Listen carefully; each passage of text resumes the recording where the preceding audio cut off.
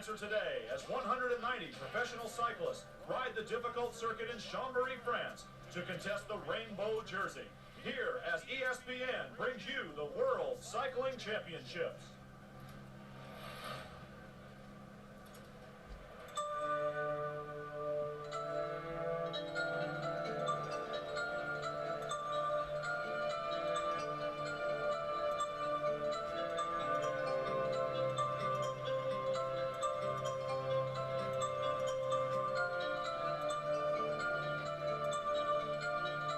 Virtue of his results, but only soil is a last chance for revenge. And cycling here in Europe has gone on for more than 100 years. In fact, it started before the auto came along, and it's fair to say that the Victorian attitude has remained for a long time. Greg LeMond came with an American attitude. He came here purely to win money from professional bike riding, and that was something the European could not understand. He also came along liking to drive fast cars and playing golf in the middle of the cycling season.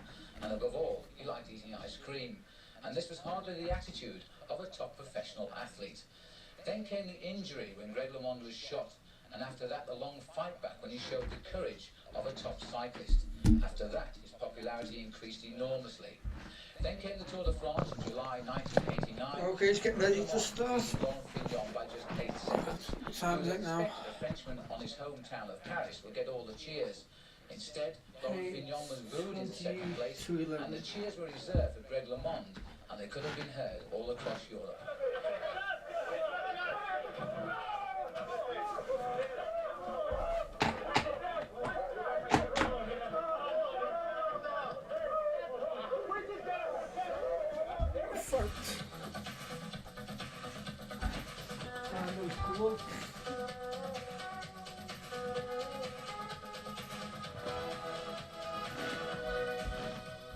Welcome back, and what a day. I hope you haven't just joined us, but just in case, let me tell you that Greg LeMond has turned the Tour de France upside down today. He has won it by just 8 seconds. Okay, short section of the San Remo route. Going to do tonight. No one thought he could make up 50 seconds in just 17 miles. But that's why they have the race, to find out. The world found out today, and Greg LeMond, whose career was almost ended by a hunting accident at 87 and stalled by an appendectomy and a knee injury a year ago, did the impossible. The story of Greg LeMond must begin at the end, when a battered Laurent Fignon finished the 1989 Tour de France, and Greg LeMond had suddenly accomplished something very exceptional indeed. In the beginning, there was little to suggest the LeMond boy would be exceptional in any way. But under that typical all-American veneer, there lurked an athlete of such dimension and talent.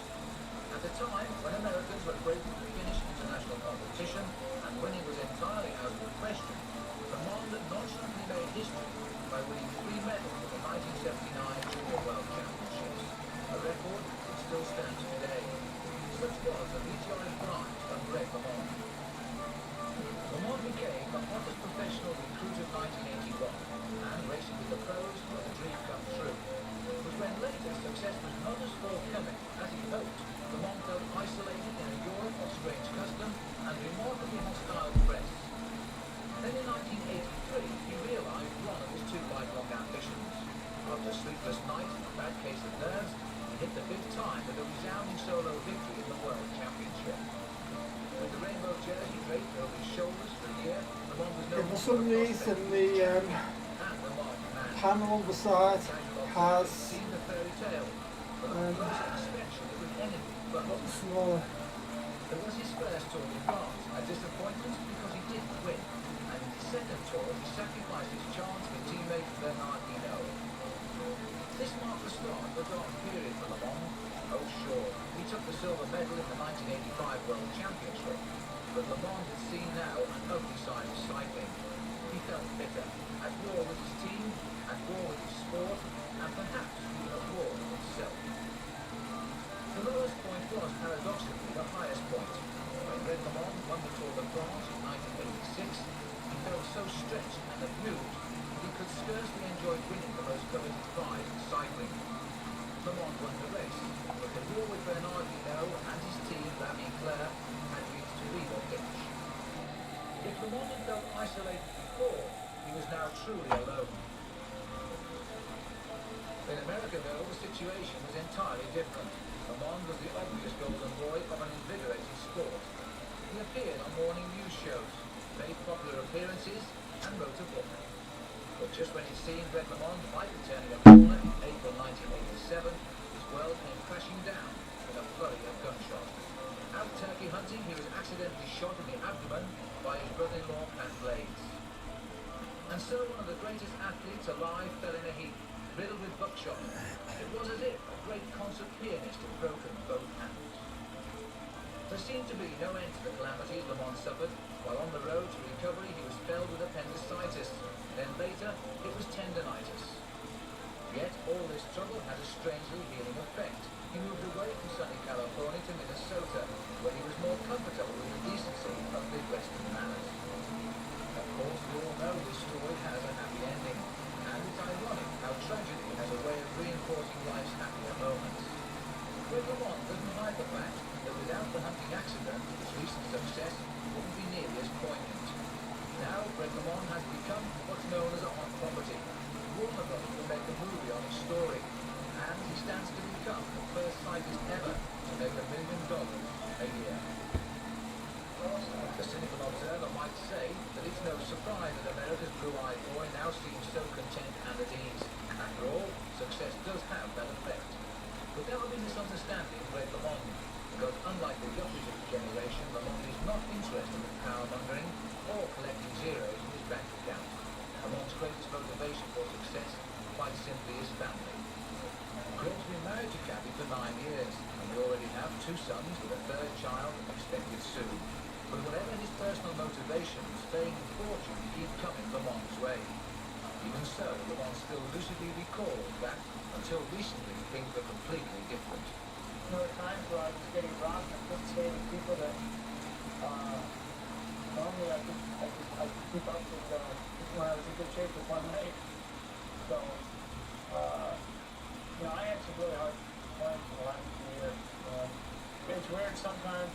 I have a little result, and my attitude would change, and as soon as I felt good, a month later down the road, I felt I had made no progress. The most difficult for a professional is actually be sick in terms of not distressed. This year was relatively easy because any result I had, I was happy with. When I won the first time on the first match, overjoyed. I mean, I would have been satisfied right there. That was the only thing I didn't hope to attempt was to be satisfied. And things just kept getting better and better. Of course, the Greg LeMond story hasn't simply ended with the Tour de France. If nothing else, the American wants to continue to win and prove that his victory in the French race wasn't merely a fluke. Now it's the World Championship upon which LeMond has set his sights. And as always, it is a race he is motivated to win. With the world in Chambéry, this is a good opportunity to drop into the Filon Vietnamese restaurant, the closest thing the region has to offer to a good Chinese restaurant like the kind LeMond knows in Minneapolis. Even in his earlier heyday, it was always said of LeMond that he could win the big race, but he could never win as many races as the great European champions of old.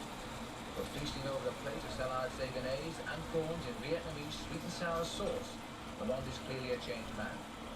And as the curious look on, it now remains to be seen if LeMond can continue to impress. Not necessarily impressed is Laurent Fignon, LeMond's fiercest rival. With the race on French soil, Fignon must try at all costs to win the race, or at least to keep LeMond from humiliating him once again, as he did in the Tour de France. 190 racers get set for this 163-mile race. Of course, the most difficult in years is sure to separate the true champions from all the rest. The World Championships is a unique race in professional cycling. The competitors shed their sponsors' jerseys for a day and race under their respective national colors. But that allegiance is nominal. It's really every man for himself out there, and the strongest is sure to win.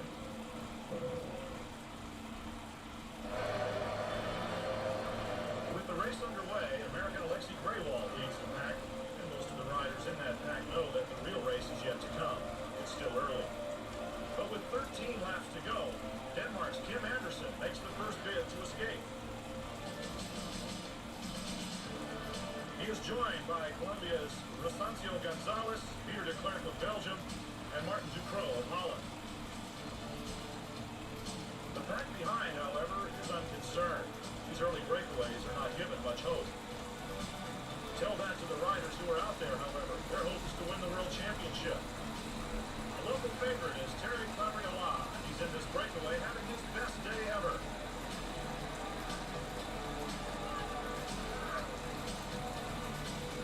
A man not having a very good day is Bob Roll, the last-minute substitute on the 12-man American team. He's not the least bit serious. Surprising Soviet rider Dmitry Konishev is now in the breakaway, lending his considerable power to the group started by Denmark's Anderson. But back in the cars is Greg LeMond, answering nature's call and seemingly unconcerned about chasing back into the fast-moving field. LeMond's experience tells him that early in the race he'll have no trouble getting back in, and he has the American team to make sure that happens. 9 riders in a breakaway with 9 laps to go, and the extra power is gaining them nearly 5 minutes lead. Gabriela, Anderson, and the rest have lots of company. In the past, Laurent Fignon was concerned more about lunch than chasing his teammate. The break of 9 is now 4. Thomas Becmuer of Switzerland, Martin Ducro of Holland, Konishev, and Gabriela. A torrential alpine downpour throws a new wrinkle into this World Championship, one that the riders would just as well do without. Dmitry Konishev, 23-year-old first-year professional with many years of experience.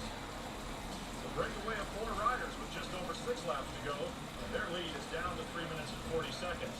Is it true that this group of no-hopers has no hope? Terry Clabriola, for one, refuses to believe it. Back in the pack, Greg LeMond and the rest of the field begin to close the gap.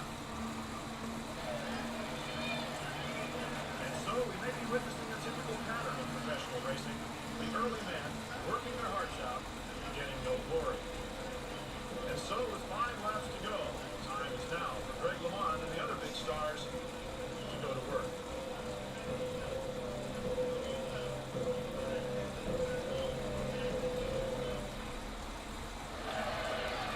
So, with 39 miles left in the World Championship in Chambéry, France, these 4 riders were all that remained of the original 9 who broke away 13 laps of the circuit remaining. The rain was torrential, and the main field was trying to chase them down.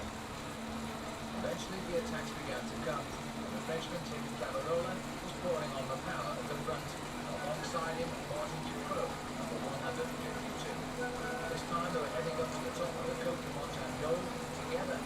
Terry Claverola was preparing to go clear, while a little bit further down the slopes, it was Konishev who was trying to catch up. The Russian rider was proving to be the big surprise of this World Championship.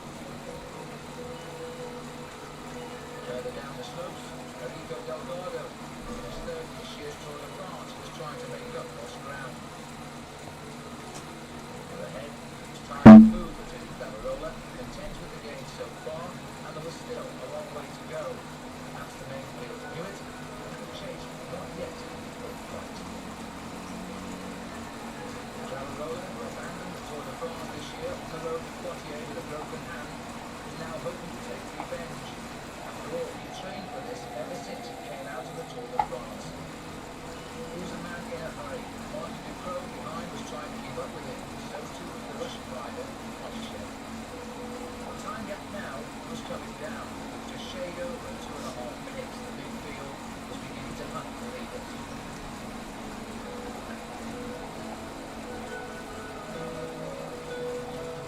For the moment, the rain had stopped. The breakaway were taking on food, but 40 miles or so still laid ahead. And while Terry Claverola took on food, Thomas Becmuer launches an attack. They say the best time to launch an attack is when the other riders are busy doing something else. Martin Ducro chases him down, and so too does Claverola. He's been in the lead now for almost 60 miles, which wasn't the time to give up the hunt yet, even though the field behind was showing interest now in the lead of the race. All of the Spanish team on the front, looking over their shoulders, they wanted the Italians and the Russians to come through as well. There'll be no help for the Russian riders, not as long as Konishev is in the lead, number 227. Terry Claverola is the leader of the French team,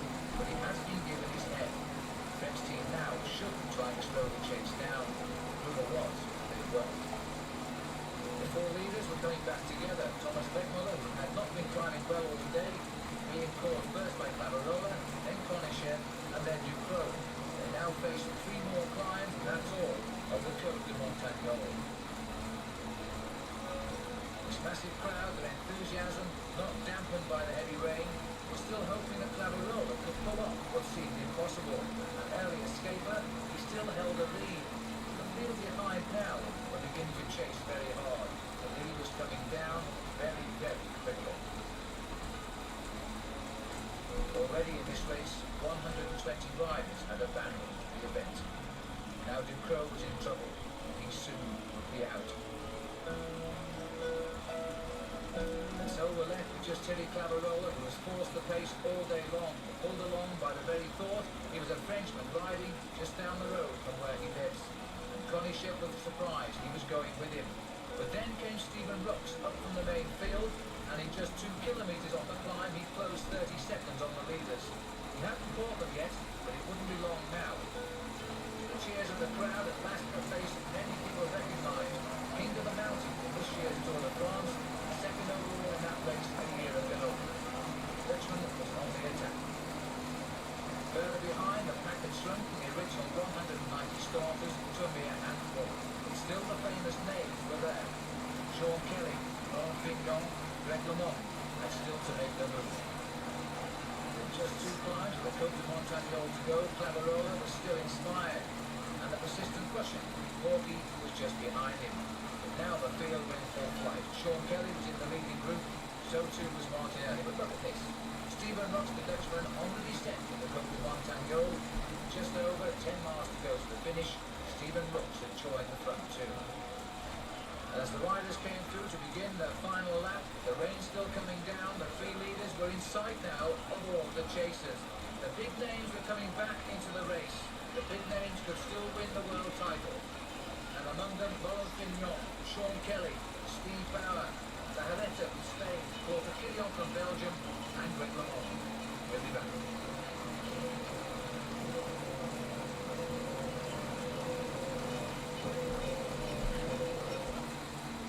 We're into the final 8 miles of this 163-mile race.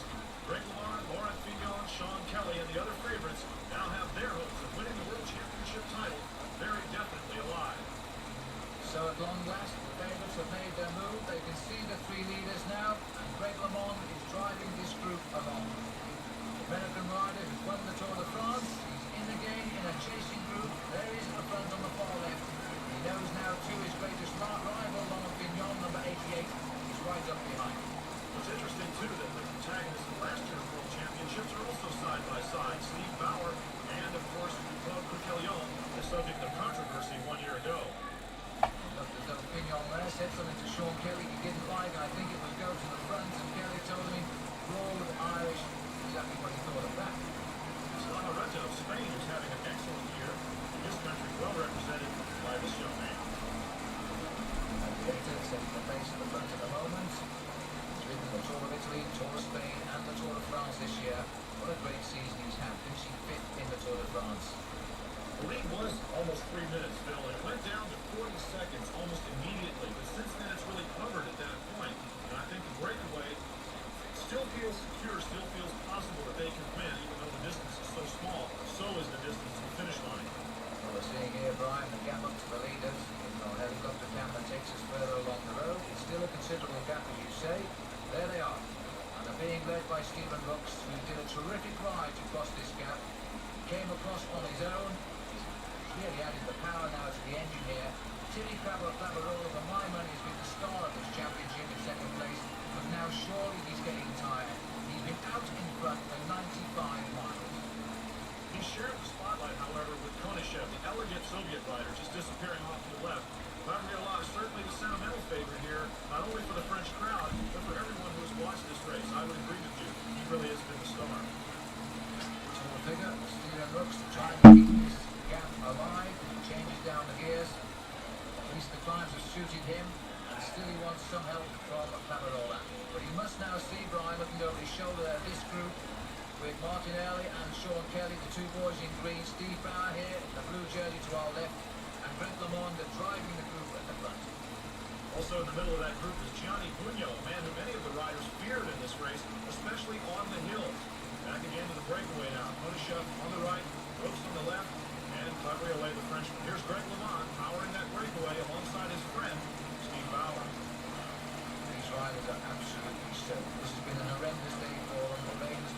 controversial. Of course, it's been the most severe since the launch in 1980, and that, of course, is just a few miles down the road.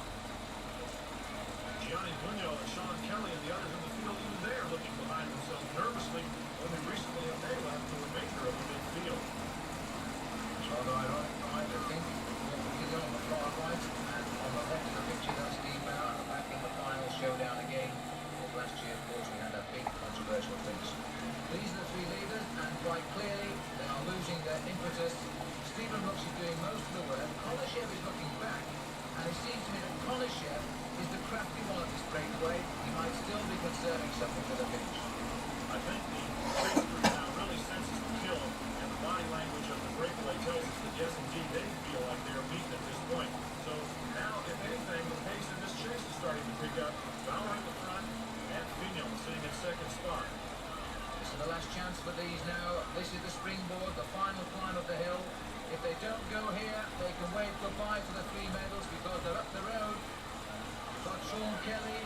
We have at the back now Greg LeMond. On the far right in blue is Bugno. And Martin Early to our far right at the back of that. There they are, making their way up towards the Côte de Montagno for the 21st and final time. And they're all that is left. All that can affect this world title now from 190% out. Still a lot of nervous looking around, even among these 9 riders. They sense that the chase is going to be successful, but they're looking to each other to make the final little bit of the chase. And here now, Brooks leads the 3 up the hill. Very cleverly alive. His hopes of winning still must be alive. I think of the 3, he's the only one being driven now, perhaps, by the crowd alone. Konishev has refused to do any of the pacemaking for the last couple of miles. The 23-year-old Soviet man from Gorky. This is the first year we've seen the Soviets as professional riders. They've taken a little while to settle into the scene, but now it looks as though Konishev is beginning to impress. And there's an attack here. Laurent Fignon has accelerated from the front of the pack, and for the moment they're fighting to grab him, but that's Fignon, and this is the time to do it. He's made a very excellent move here on the final climb, and has really opened a significant gap on the rest of the field. He's apparently caught the others sleeping, or certainly timed a move that he feels like is going to succeed all the way to the end. Well, anybody who wants to win now has got to counter the move by Laurent Fignon, a man driven by the... Okay, you got that green dot just about to go on downhill, just ahead of me.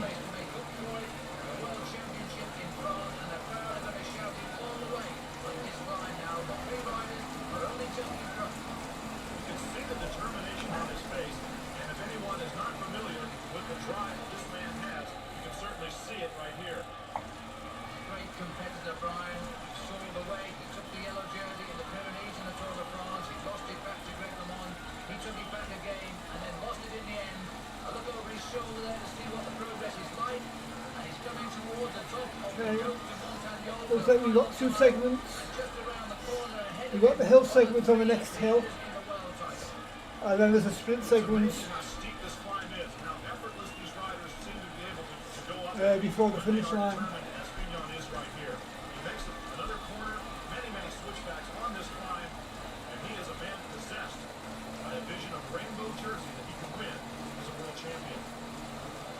There's the chasing group, and they're losing ground on Fignon.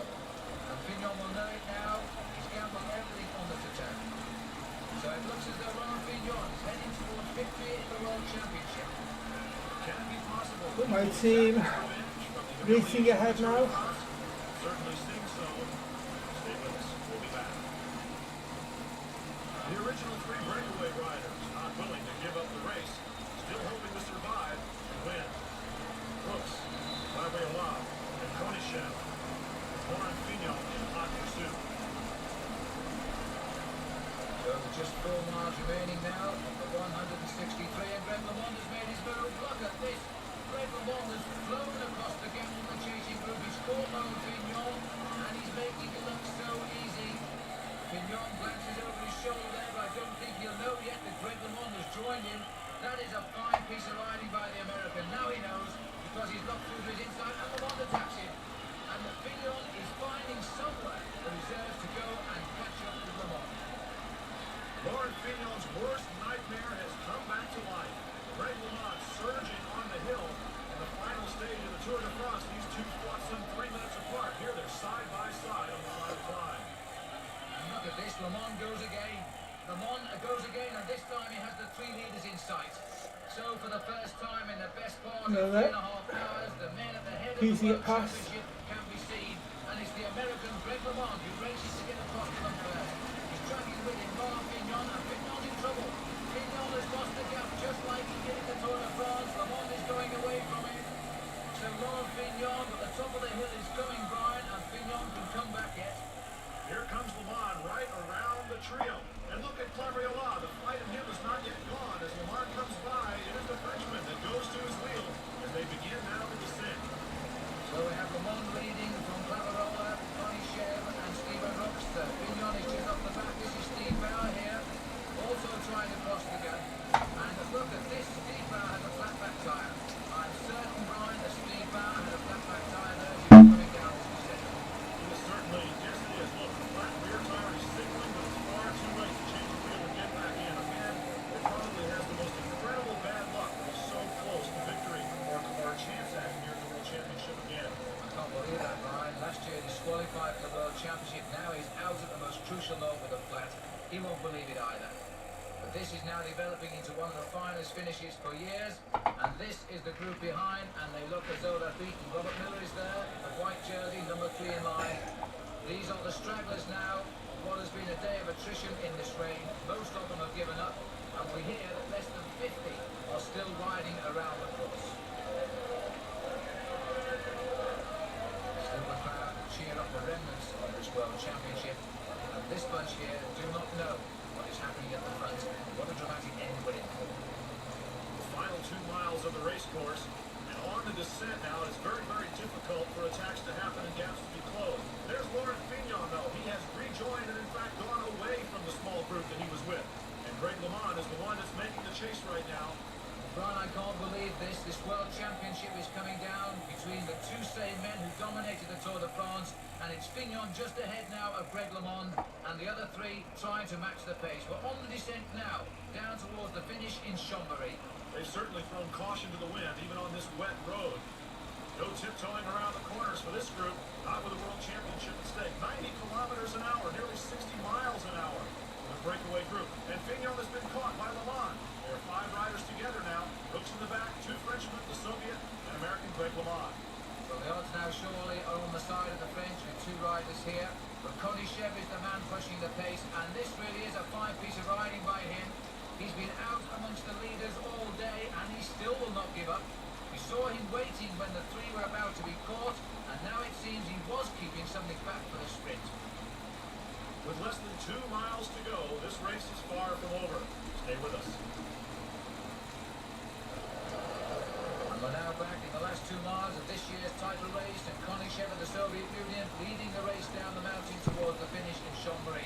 He's being chased here by Clavriola, and these are the remnants. We just got a glimpse there of the 3 riders who are chasing them, and it includes Greg LeMond. Through the chicane, the road's now extremely wet and slippery. It appears as though Clavriola and Konishev, 2 of the original heroes, are now back at the front. They look a little slow, and even Konishev now is looking back at the other 3. And here's Greg LeMond in full cry. He's caught them again. LeMond was asking for somebody to come and help with the chase there, and Laurent Fignon, thinking of his teammates, Clavriola, would not take up the pace. A hand gesture by LeMond there, a little bit frustrated, but he's nevertheless closed the gap to the leaders. We're back together with 5. And here's Kelly now. Sean Kelly has come up from the group behind and joined the front group as well.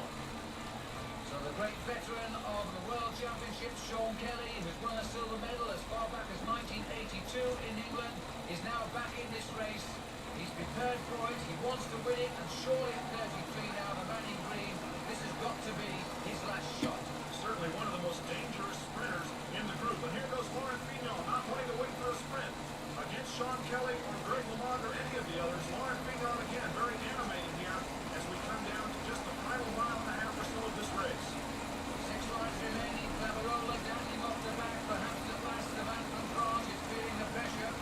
Fignon has eased, LeMond has marked him, and somebody's gone, and it looks to me as though Brooks has gone. Brooks has put in another attack, he's opened the gap. Now can they react? Fignon is tired after that attack. And Greg LeMond, having just caught Fignon, also tired. Those 2 are watching each other, and here goes Brooks taking advantage of the hesitation. And once again, it's LeMond that takes up the chase. But does Greg LeMond find an energy from. This man will not give up this year. The winner of the Tour de France is now chasing down Stephen Rooks. Tremendous attack going on here by Greg LeMond. He could still win this World Championship if he can catch up with Stephen Rooks. In the World Championship press room a few hundred feet from the maddening crowd at the finishing line, reporters from a dozen European nations have already begun filing their stories, even before the result is known. Others have chosen the press room as a quiet haven, or perhaps to call a curious editor in Paris. At the television grandstand, which is of Olympic proportions, the tension has mounted. And for Bob LeMond, Greg's father, and Fred Mengoni, Greg's mentor, the pictures tell it all. Greg is still in contention. Otto Jacon, Greg's faithful trainer, is also tense. He's not alone. Greg LeMond has caught and passed Stephen Rooks and Sean Kelly. The feared sprinter is right on his wheel.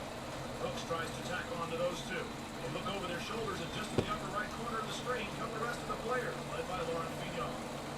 We're approaching the final half mile of this world title. There are 6 riders here who could now take it away with them. Here we come, the red kite up there says 1 kilometre from the finish. Laurent Fignon on the far right is Ronnie Chev. The green jersey is Kelly with the attack. Laurent Fignon is gone. LeMond has counted the movement. Kelly looks pretty blind and really struggling. Well, Laurent Fignon has decided to take matters into his own hands here in the final kilometre of the race course. Less than half a mile to go now. LeMond is on his wheel, and Fignon making his bid for victory. Kelly's got the good position behind LeMond for Rooks and Cabriolet and the Soviet Konishev in the rest of the spots behind them. Now Fignon gives it up a little bit, and even LeMond is looking around nervously, and so is Kelly. This is a tense finish. There's so many riders here. Now they are a sprint away from the world title, and nobody willing to open the chase, because the man that does will lose the title. That's what they're thinking. Ronnie Chev on the far left, a Russian rider in a professional world title for the first time in the history of the sport. He would love the title today. Laurent Fignon being marked all the time by Greg LeMond. They'll see the finish now, and this is the sprint starting. Fignon breaks on the right, and Greg LeMond on the left. LeMond will lead going to the straightaway line. Sean Kelly on his middle, second spot. LeMond still in the lead, coming down the straightaway. Kelly takes a break on the left side. And on the right is Konishev, the Soviet. Greg LeMond leading. His hand in the air. He's got it for World Championship title to Greg LeMond.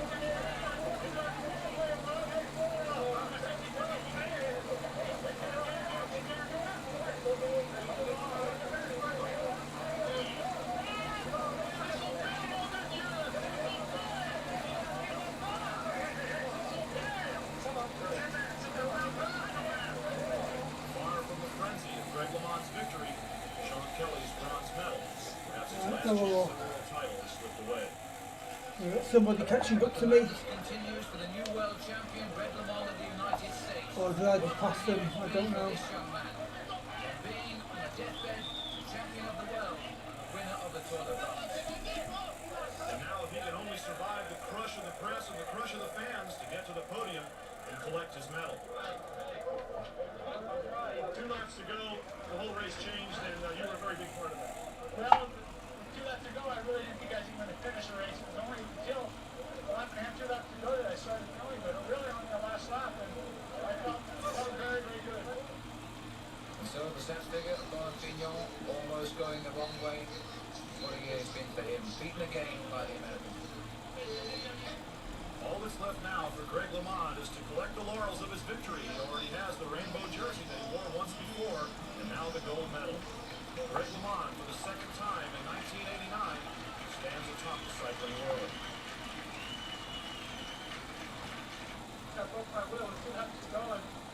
going to change it. I decided, oh, for better, I change it. That moment, I started feeling good. Another chapter in the fairy tale. How do you feel? Well, considering I thought about winning today. I mean, I imagined what it would be like winning. And, but I didn't think it was really, I mean, I thought it was possible, but I thought it was very, very difficult. And then when I got in the race, I felt so bad. I really was ready to quit it. And I just kept putting one more down, one more time, and it worked out. Everything seems to be working out right now. Things certainly are working out. Greg LeMond is world champion. The silver medal goes to Dmitry Konyshev, bronze, Sean Kelly, and for Pignon, a disappointing sixth. And so another chapter in the continuing story of Greg LeMond comes to a close. It's a story that was destined to be something quite extraordinary right from the beginning. But of course, just because his story has been exceptional hardly means it's anything like the fairy tale many would like it to be. Imagine the disappointment of winning the 1986 Tour de France and not being able to enjoy it. Or the injustice of being gunned down at the prime of an athletic career so brilliant it's unlikely to be equal in the foreseeable future. Of course, life's dark moments have a way of being easily swept aside when fortune takes a turn for the better. And now that Greg LeMond is riding high again, and praised so highly by those that reviled him only months ago, let us not forget that perhaps most remarkable about this man is that he never lost the ability to believe in himself in the darkest times. For Phil Liggett, I'm Brian Drever. Thank you for joining us at the 1989 World Cycling Championships.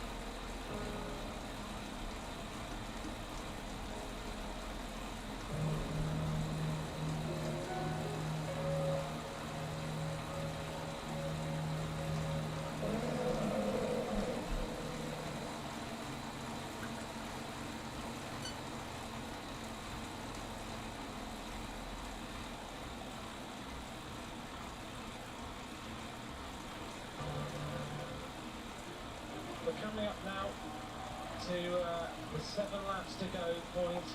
The weather conditions, it goes warm for about a couple of minutes, then it clouds again, it goes mild. There's pretty much no wind out here now, but it's a nice day out on the roads. Heading up towards the conclusion of this lap, 5 leaders now in this World Championship. And it's Ben King who is on the front, on his wheel, suffering now. Jesse Sargent, Alzat in 3rd place. Behind Alzat is Petkov and Connor Dunn now on the back of the group. This looks like it's going to be a faster lap. 3 hours 37 minutes of racing have been covered. We're inside the 7 laps to go point in this World Championship. And now it remains to be seen what the gap is going to be. In no man's land is this rider from Costa Rica. And that is Rocas. We've just heard that Sun Park has abandoned. He was in the breakaway group, but he's decided to now abandon today's race. That's disappointing. He had driven so well in that breakaway group. This is a Costa Rican rider who's in no man's land right now. Number 1 and 2, Juan Rocas of Costa Rica. The Serbian rider is going to be called soon. And Juan Rocas heading up towards the conclusion of this lap. You can see the peloton all across the road now. Norway and all their troops coming to the front. And the Norwegian squad with Christoph and all the rest of his riders. And we can see big moves starting to happen. Edvald Boasmagen, Vigard Green, Sven-Erik Byström, Alexander Christoph, Vegard Stek-Fleming, Lars Petter Norden. Christoph has his training group around about him. And there's the Serbian rider, give him a wave, Ivan Stevic. He waves, he knows that his time in the world is pretty much over, but very well done to Ivan Stevic today. He gives everyone a bow. He's enjoyed being there in the breakaway group. All smiles from Ivan Stevic. So the group now are heading up towards the line. It was 1:55 last time. And we'll see what the time gap is at this time. It's going to be over 2 minutes. Spain, left-hand side. And this time, as we head across the line, it's going to be around about 2 minutes and 15 seconds. 2:15, 7 laps of racing to go. And there is no room anywhere to watch this race now. Stefano has a smile at the camera again, shakes his head. Still the 5 riders maintain their advantage. They're going to be out in the lead for a little while longer. All the team cars going underneath my commentary box and window. And the Serbian rider's had a nice time out. He was in the break, he's enjoyed being there. But he said that's very hard. Here he is. He quits, he abandons, he's now out of the race as well. But he's had his time. And you have to admire the effort to try and go out and take today's World Championship. Back with the leaders, 5 leaders. Dunn of Ireland, Sergeant New Zealand, King of the United States of America, Alzat of Colombia, and Vetkov of Romania. Thank you for joining me. Do tweet in if you'd like to, @Crossen, and let me know who you think might win this race today.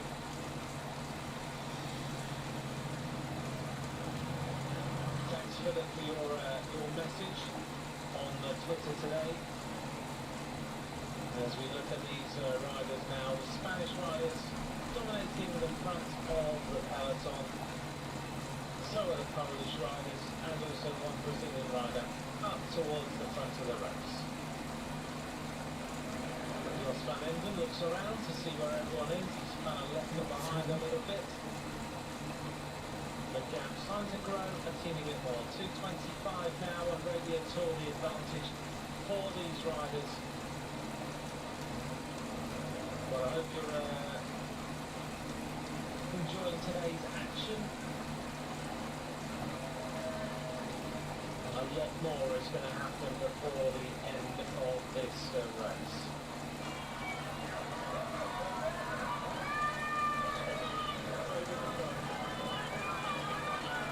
Romanian rider kicking on at the front, still the rider from United Healthcare, a member of Rachel Hill's team. She was just in here just now, still looking really cool. Spinning those pedals over, though it's still the beginning of the race as Ben King moves up on the outside. On his Cannondale bike, I saw Jonathan Porters a couple of nights ago, he is here. Doug Ellis as well, Connor Dunn making his way through. The Irish team getting some really good riders now. They have the legendary times with Stephen Roach. Holding on to the car is Matteo Clinton, having a conversation. Rides for the Ethics Quick-Step team. It looks like he's had, he's just discussing team tactics, that's more than 10 seconds. And on the front now, moving up, Ian Stannard of Great Britain. Starting to look interested. Alex Dowsett also arriving. Doing the team tactics with Great Britain on today. Dowsett making his way through to the front of the race. The former world hour record holder. City on the wheel of Tony Martin, another magnificent time trialist. It's suddenly Great Britain are coming forward in numbers. I wonder what their tactic is going to be. Is it Adam Yates that they're going to ride for? We're just talking about Ireland. Now they've got Dan Martin, they've got Nicholas Roach, they've got Philip Gardner, Connor Dunn, Sam Bennett, and many, many other riders. It's very impressive to see.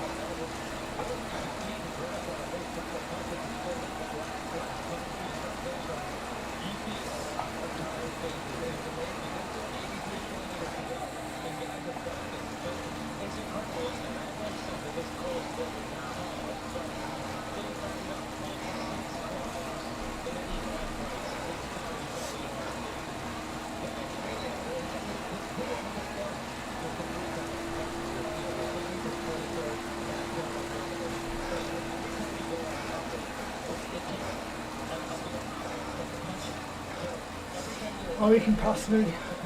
That doesn't matter.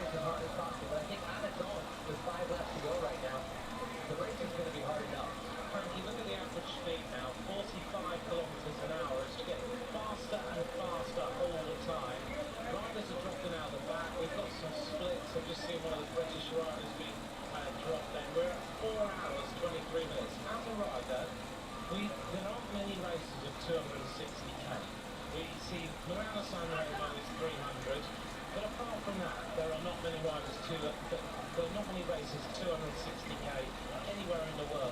So just how demanding is it on a body of an athlete to ride 260k?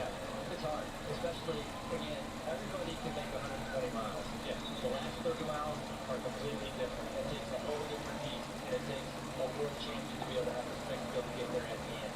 Everything starts getting out, and I think what I'm talking about, like the comparison of 15 weight, you're going to get into the last 30 miles, and you have to go up.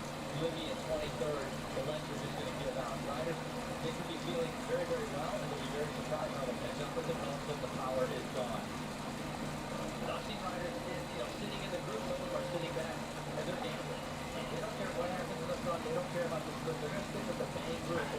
pushing himself as roughly as possible until they get to the final 2 laps. I thought Peter Sagan was very comfortable, nowhere near the front.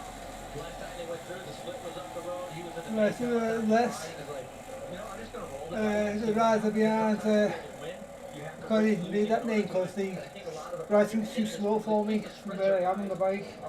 Have that on their mind right now. If it was raining, I The think it would have been Wolfman or something it looks like. because they would have had to go a little bit slower around the whole entire course. But every race we've seen so far has been a fantastic race. The women, the juniors, it's been super exciting.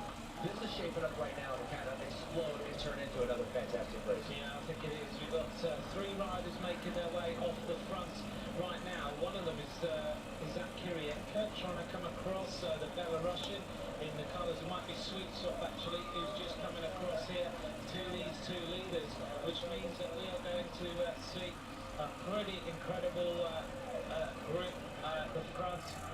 So we've got Pantano at the front. And also in the group is also Guillaume Bourvin of Canada. And it is Sweetsoft who's coming across to this leading group. I think what I'll do, they'll start not descent and coast. I'm going to get off the bike and change my camera view.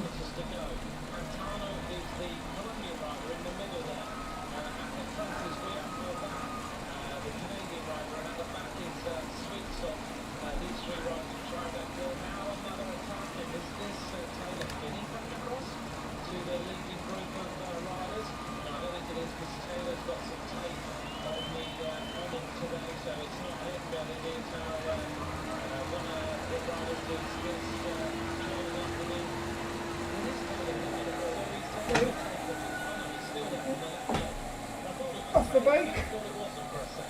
So Billy, with 178k to go. Now bear in mind, Frankie, this guy has had 18 months out trying to recover. And you're talking about the fact that, the last 30 miles is going to be difficult. We're inside the last 50 miles. Just how incredible is it that Taylor Phinney can come back like this? It was amazing. And his first race back at Tour of Utah, he was second on that stage. It's like people Can't be done any bigger.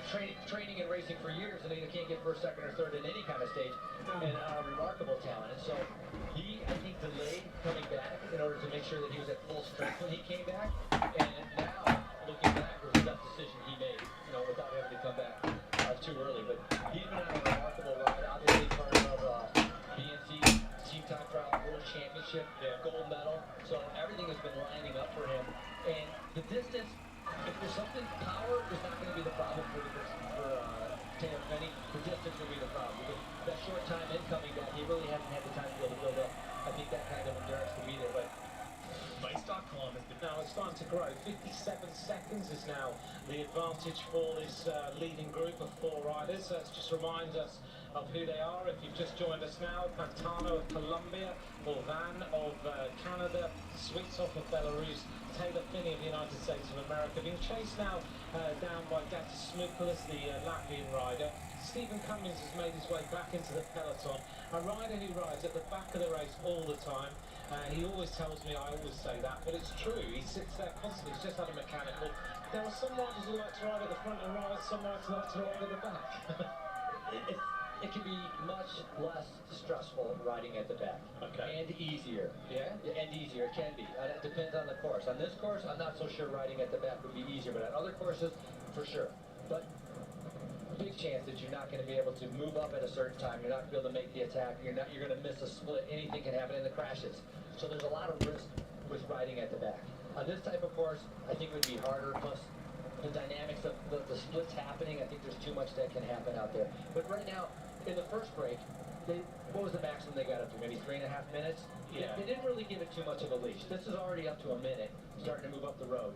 Who do you think is going to be? I mean, we've seen Holland controlling from lap 1. I don't know how many guys they have left. Is there going to be another team, or do you think it's going to be Holland again if this goes up to like a minute and a half? Who's going to panic first? I think it's got to be the Germans who are going to panic a little bit, and maybe the Polish team did a lot of riding earlier on, so they're not going to have so many riders left. But one team we haven't mentioned an awful lot about, and I've just noticed coming up to the front of the peloton, Elliot Viviani and Nibali, Italy, have done no work at all yet.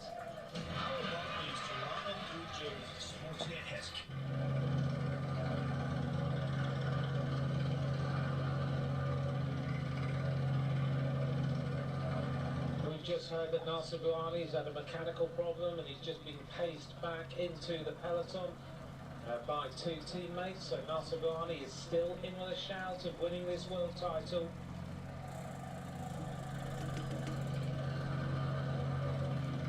This gap is growing. 1 minute 15 seconds now is the advantage for the leading trio. Canada, with one rider at the front there on the left-hand side, quite happy to let this gap go.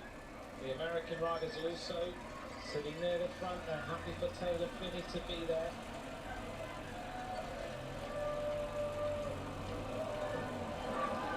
Taylor Phinney igniting this race for the United States of America. They got the bronze medal yesterday with, of course, Megan Garnier, who produced a stunning performance for them to get that bronze medal behind her professional teammate, Lizzie Armistead. Taylor Phinney, a world champion of the team time trial. He won the Dubai Tour in 2014. He was the individual time trial world champion under 23 back in 2010. He's won a stage of the Giro d'Italia in 2012. And one rider trying to go clear here. This rider is Bagdonas of Lithuania, trying to go clear. He wants to try and get up the road if he possibly can and catch the leading trio. Taylor Phinney also won a stage on the Tour of Poland, a stage of the Eneco Tour. He was the Olympic Games road racing in 2012, only 25 years of age, but certainly a rider who, until he had his crash, was on a massive trajectory, but now, having come back, he's just as good. This is Bagdonas, as he continues with his attack, he rides for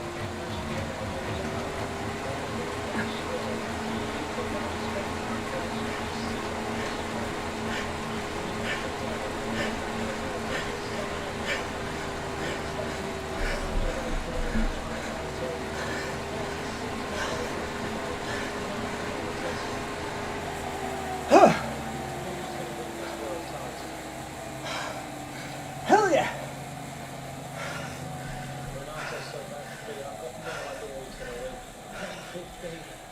Whew. I thought Greg Van Avermaet or Stibar possibly before the start of today's race. KOM. When Or it's sprint kind win. of shaping up that way, we'll wait and see what happens. And I agree with Ander, actually. Vander Sportswear has said the same thing. I totally agree. Pat Fitzgerald asked about Sam Bennett. He was certainly in the peloton a lot of the time. I'm just going to see where I can see him in this group right now. The front group of riders. Bennett is still there, I'm pretty sure. I haven't heard on race radio that he has dropped out of the race at all. But certainly things are starting to be a little bit painful out there for some of these riders. This is Bagdonas.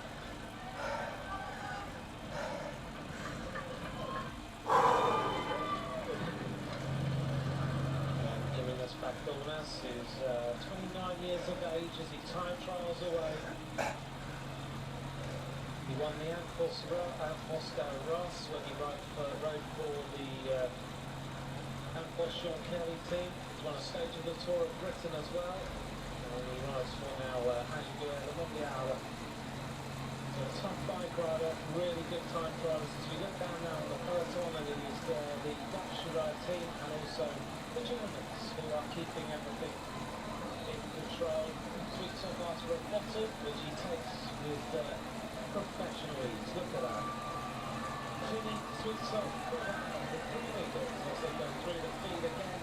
The tempo very, very high now. And all that taking a little drink on board, just trying to keep the body nice and topped up. As Frankie said, in the last 30 miles, the body will start to react in different ways when you are this tired.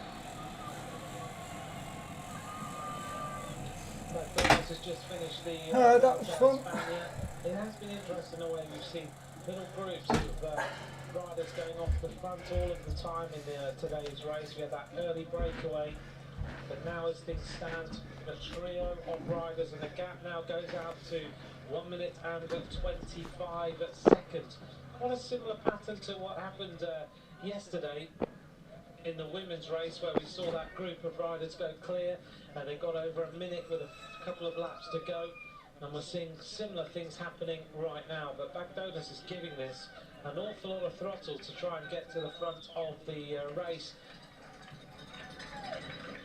Don't know what his time gap is right now. As soon as I hear it, I'll let you know. Downhill then with Bourvan in the super tough pedalling action, as Frankie said when he came into the commentary box. Taylor Finney right on the wheel, Swicks off looking good. Bagdonas now starting to build his advantage on the peloton. The big question is, can he get to the front of the race?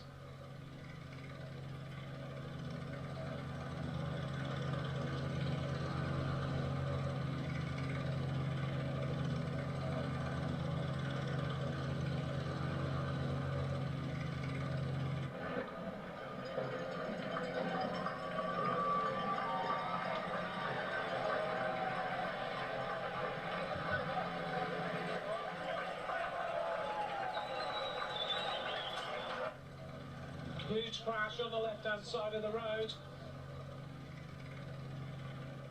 And a massive crash with loads of riders going down